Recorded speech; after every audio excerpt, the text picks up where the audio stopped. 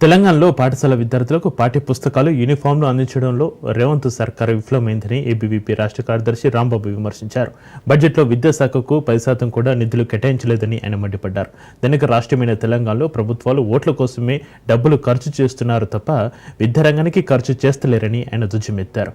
విద్యారంగం బలోపేతానికి కృషి చేయాల్సిన అవసరం ఉందన్నారు. లేని పక్షంలో పెద్ద ఎత్తున పోరాటం చేస్తామంటున్న ఏబీవీపీ రాష్ట్ర కార్యదర్శి రాంబాబుతో మా మెదక్ ప్రతినిధి రాజు ఫేస్ టు ఫేస్.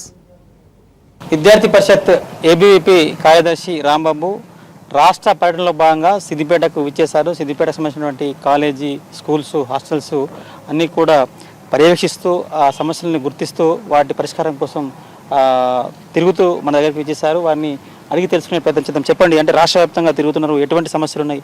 సిద్దిపేటలో ముఖ్యంగా ఇక్కడ కూడా ఎటువంటి సమస్యలు కనిపిస్తున్నాయి మీకు? రాబోయే రోజుల్లో మీ పోరాటం ఏ విధంగా ఉండబోతుంది ప్రభుత్వం పైన?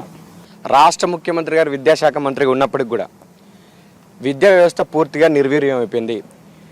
స్కూల్ ఎడ్యుకేషన్ నుంచి మొదలుకుంటే యూనివర్సిటీ విద్య వరకు కూడా నిధులు లేమితోని, రిక్రూట్మెంట్ లేక, మౌలిక వసతుల కల్పన లేక పూర్తిగా ఈ విద్యారంగం అనేది నిర్వీర్యం అయిపోయింది.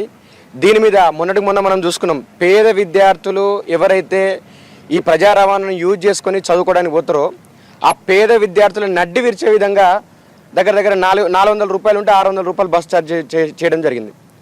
ఎందుకు మీరు మరి ఇక్కడ మహిళలకు మీరు ఉచిత ప్రయాణాన్ని కల్పిస్తున్నారు కదా? విద్యార్థులు అందులో మహిళలు ఉంటారు, అమ్మాయిలు ఉంటారు, వాళ్ళకి ఎట్లాగో ఉచిత ప్రయాణమే. మిగతా అబ్బాయిలు ఏవైతున్నారో వాళ్ళకు కూడా పూర్తిగా ఉచితంగా ఇస్తే విద్యార్థులకు మీరు న్యాయం చేసిన వాళ్ళు అవుతారు కదా. ఆ విధంగా ఎందుకు మీరు ఆలోచిస్తలేరు? అదేవిధంగా ఇప్పుడు మీరు బడిబాట కార్యక్రమం అని చెప్పేసి పెట్టినారు. ఒక గ్రామంలో ప్రైవేటు పాఠశాల ఉంటుంది, అదేవిధంగా గవర్నమెంట్ పాఠశాల ఉంటుంది.